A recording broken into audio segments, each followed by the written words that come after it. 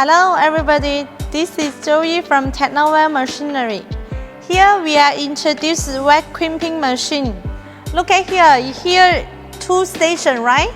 We can adjust the temperature in the panel, adjust the machine working time.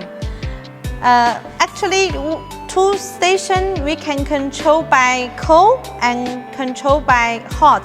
1 station hot, 1 station cold, both are okay. Look at here, we have the upper.